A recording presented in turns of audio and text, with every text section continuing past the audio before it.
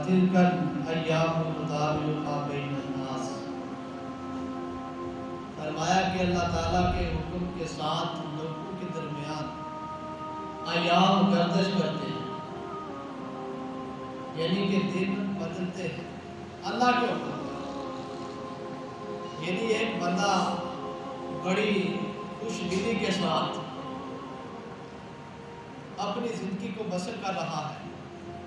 بڑی خوشحالی کے ساتھ اپنی زندگی کا نظام اس کا چل رہا، بہت خوش ہے، تو اللہ کی کائنات نے فرمایا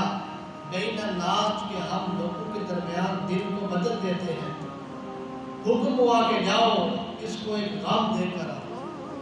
وہ غم کسی صورت میں بھی ہو سکتا ہے، اس کی ماں دنیا سے چلی جائے، اس کا بیٹا دنیا سے چلا جائے، اس کی بیٹی دنیا سے چلی جائے، اس کا کوئی عزیز دنیا سے چلا جائے۔ فرمایا کہ غم دے کر آؤ۔ وَتِلْكَ الْأَيَّامُ نُدَاوِلُهَا بَيْنَ النَّاسِ، لوگوں کے درمیان ہم نے دنوں کو بدلا، 10 دن خوشی کے دیے، پھر آگے فرمایا کہ اس کو غمی کے دن بھی دے دیے۔ فرمایا خوشی بھی اس کے ساتھ ہے اور غم بھی اس کے ساتھ ہے۔ مفسرین کرام کہتے ہیں کہ انسان کو پریشانی، دکھ، تکلیف کیوں ہوتی ہے؟ فرمایا کہ انسان کی زندگی میں زیادہ دکھ ہے، زیادہ پریشانی ہے اور خوشیاں تھوڑی ہیں، اس وجہ سے کہ جب پریشان ہو جائے تو رب ذوالجلال کو یاد کرے، جب دکھ میں ہو تو رب ذوالجلال کو یاد کرے، جب رنج اور غم میں ہو رب ذوالجلال کو یاد کرے۔ اس لیے رب ذوالجلال نے انسان کے اندر پریشانیوں اور دکھوں کو رکھا کہ اللہ تعالیٰ کو یہ یاد کرے، اور فرمایا جب خوشی مل جائے تو فرمایا اس وقت بھی اللہ تعالیٰ کو یاد کرنا ہے، اس وقت بھی اللہ تعالیٰ کی رضا پر راضی رہنا ہے کہ رب ذوالجلال نے ایک غمی دی، ایک غم دیا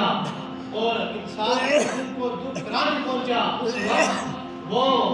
اللہ تعالیٰ کا شکر ادا کرے اور شکر ادا کرنے والا بن جائے، شکر گزار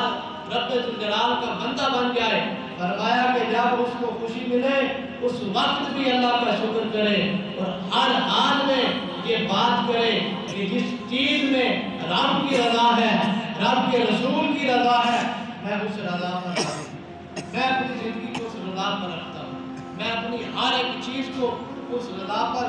قربان کر دیتا ہوں جس رضا پر اللہ تعالیٰ کی رضا ہے۔ اللہ کے حبیب علیہ السلام